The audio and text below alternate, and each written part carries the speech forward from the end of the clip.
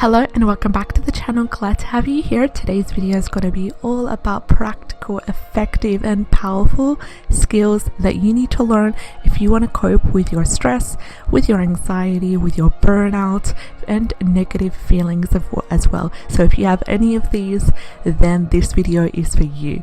Practical tips and tips that I've tried myself, as well as tactics that are psychologically effective for helping to get rid of negative feelings.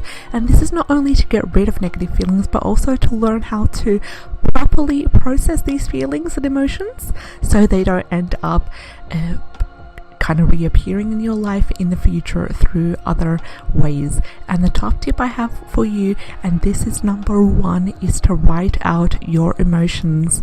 You could write them out, you could type them out, you could process them that way, because this is a super powerful way. So if you're into manually writing down with pen and paper, this is great.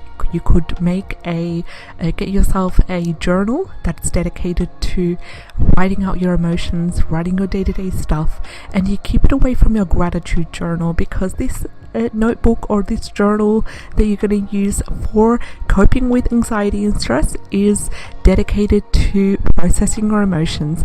And what I want you to focus on here is identifying the emotions that you have and write about how you're feeling in that journal or notebook. This is really great. It's great to help to get them out of your mind and also to reflect back on them if you realize that there is any sort of pattern going on. The second tip is to get out and move around. Now you could do this in your own home. Just simply get out and stretch, stand up, do a couple of movements, and you could also do it outside of the home, where you would take a walk in a lovely peaceful place that's close to you, whether that could be the forest or any sort of wide area that you can get some fresh air. And this is important. For example, if you decide to do this in your home space, you can do simple exercises or stretching or even decluttering areas in your home, and this will allow for new energy to manifest, and it will allow you to feel much more better, and you know that you've dedicated your time and your energy to certain things. Now if you're not up for decluttering and cleaning, I totally understand, and I'm not asking you to do so, but you can simply start off with basic stretches, moving around. I know for myself it's great to get outside and smell some fresh air, breathe as well. We've talked about the importance of breathing in the last video and how great that is for helping to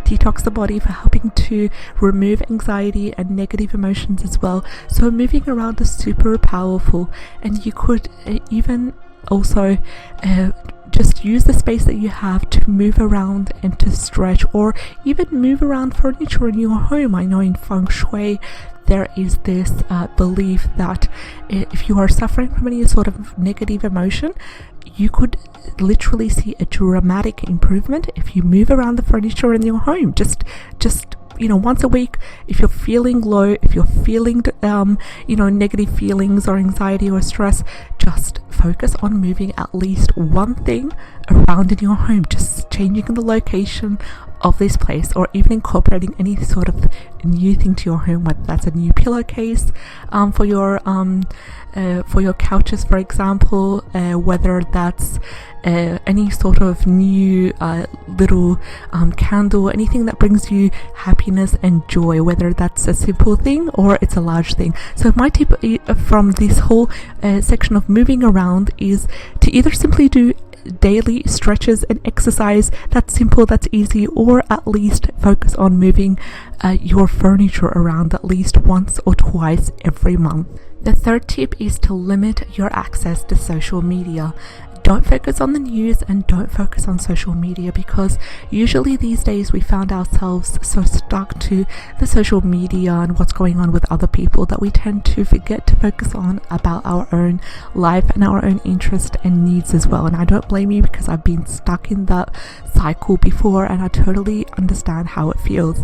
And now focus on spending time doing things that make you happy and engaging in acts of self-care, simple acts such as putting in on a lovely tone or lovely music that you enjoy that brings you joyful feelings, or making a simple incorporation of trying on a new face mask, for example, whether that's a homemade one or something that you get from a store. I know that there's a lot of bargain face masks out there in the supermarkets and the specialty beauty stores that you can try on, and they bring that lovely, wonderful feeling of taking care of yourself and looking forward to something new and special that will help you to eliminate feelings of anxiety and stress.